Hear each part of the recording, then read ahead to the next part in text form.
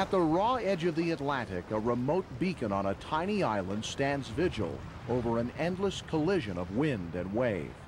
This is like ground zero, open oceans right there. So any coastal storm, we get hit real hard. For nearly 300 years, Boston Light has guarded the harbor where the dreams of a city helped bring about the birth of a nation. Boston wouldn't be the port it is today if Boston Light hadn't been erected in 1716. The Coast Guard operates lighthouses across the country, but Boston Light has something all the others lack: people. Right now, it is the only staffed Coast Guard light station left in the nation. It was going to be automated, and it didn't need a keeper out here anymore. And so Congress said, hey, wait a minute, folks. This has been out here since 1716. We can't let a piece of history slide by like that. This was the first lighthouse station in Britain's North American colonies. The British destroyed the tower when they evacuated Boston in 1776.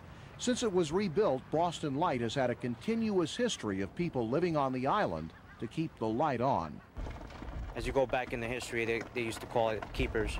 So I'm the 69th keeper of light station.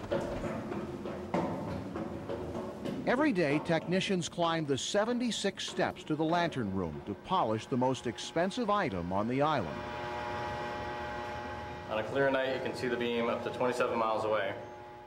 The lens that keeps mariners off the rocks is valued at $2 million. It has 336 separate prisms, and what it does is it takes a 1,000-watt bulb and shoots it out into about 2 million candle power. Light station crew members are assigned to the island for 2 years. The lighthouse keeper stays 4. The inevitable question the lighthouse keeper gets is whether this assignment isn't perhaps some sort of punishment. In fact, this is a position that many people request, knowing that for the next couple of years, an acre of rock is going to be home. I really wanted this job. In order to get this job, I had to write a real nice letter to my command, and I was lucky enough to get out here. I like the solitude. I feel like I'm in someone's beach home and they're never coming home. Still, just 8 miles across the water, so close you can almost feel it, the excitement of city life beckons.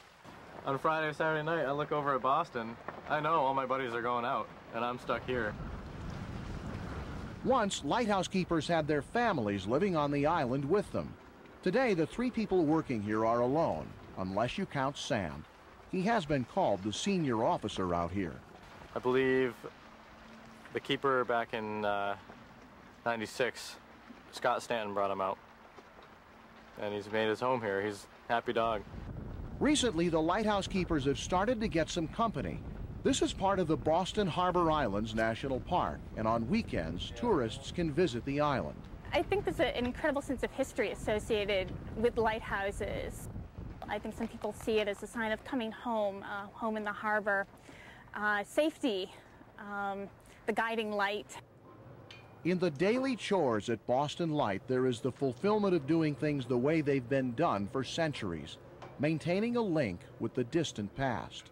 It was the first station in 1716, and to think that we still have one station left so people can come and actually see what happened at a Coast Guard light station.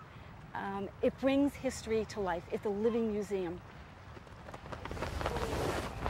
Of all the traditions at Boston Light, duty may be the most enduring.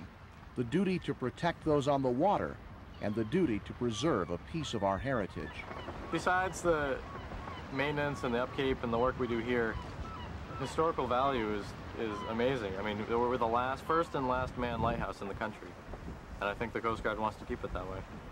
For those who see the beacon of Boston Light, there is the knowledge that safe harbor lies just beyond, and perhaps even some comfort in knowing that even after all these years, the light is on and somebody's home.